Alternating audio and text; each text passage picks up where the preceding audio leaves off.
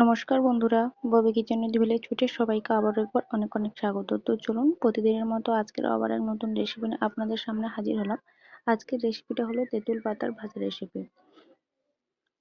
তবে শুধু তেঁতুল পাতাকে ভাজা করব না, তেঁতুল পাতা এমনি ভাজা করলে শুধু ভালো লাগবে না, তাই জন্য তার সাথে নোটে শাক দিয়ে একসাথে ভাজা করব। তো চলুন রেসিপিটা বানানো যাক। রেসিপিটা বানানোর আগে সবার কাছে রিকোয়েস্ট থাকলে আপনারা অবশ্যই ভিডিওটি ফার্স্ট থেকে লাস্ট অবধি দেখতে থাকবেন এবং ভিডিওটি যদি ভালো লেগে থাকে চ্যানেলটা অবশ্যই সাবস্ক্রাইব করে দেবেন।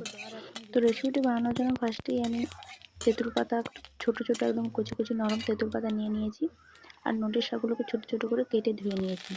তারপর কড়াইতে তেল গরম হতেই তেলে 5 ফোড়ন আর শুকনো লঙ্কা দিয়ে হালকা নেড়েচেড়ে নিয়ে তারপর আগে থেকে যে নোটের শাকটা কুচিয়ে রেখেছিলাম নোটের শাকটা ফার্স্টে দিয়ে দিলাম। এবার নোটের শাকটা হালকা নেড়েচেড়ে নিয়ে পরিমাণ মতো লবণ ও হলুদ দিয়ে নোটের শাকটাকে কিছু সময় ধরে ভেজে নেবো আগে। যেহেতু তেঁতুল পাতা টক তাই আগে থেকে দিলে নোটের শাকটা সেদ্ধ হবে না, তাই জন্য তেঁতুল পাতাটা একসাথে দিলাম না, তেঁতুল পাতাটা একটু লাস্টে দেবো।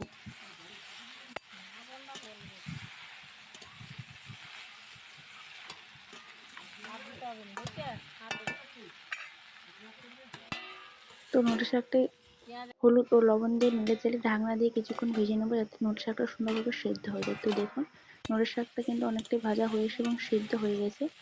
এবার আগে থেকে যে আমি ছোট ছোট করে একদম কচি নরম তেঁতুল পাতা তুলে রেখেছিলাম, তো সেই তেঁতুল পাতাগুলো এবার দিয়ে দেবো।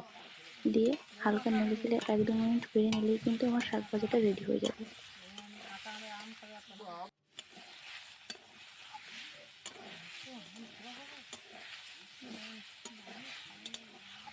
তো দেখুন আমার কিন্তু তেঁতুল ভাজা ও নোটের শাকের ভাজাটা একসাথে, তেঁতুল পাতা নোটের শাকের ভাজাটা একসাথেই রেডি হয়ে গেছে। ফাইনালি এটি একটি পাত্রে নামিয়ে নেবো। তো গরম গরম ভাতের সাথে খেতে কিন্তু সত্যি অসাধারণ ছিল, হালকা টকটক লাগছিল, খেতে বেশ দারুণ লাগছিল। আপনাদের ভিডিও কেমন লাগলো অবশ্যই কমেন্টে জানাবেন আর ভিডিওটা ভালো লাগলে চ্যানেলটা সাবস্ক্রাইব করবেন। আজকের ভিডিও পর্যন্ত, সবাই ভালো থাকবেন, সুস্থ থাকবেন, ধন্যবাদ। নতুন আবার কোনো রেসিপি নিয়ে আপনাদের সাথে দেখা হবে। টাটা।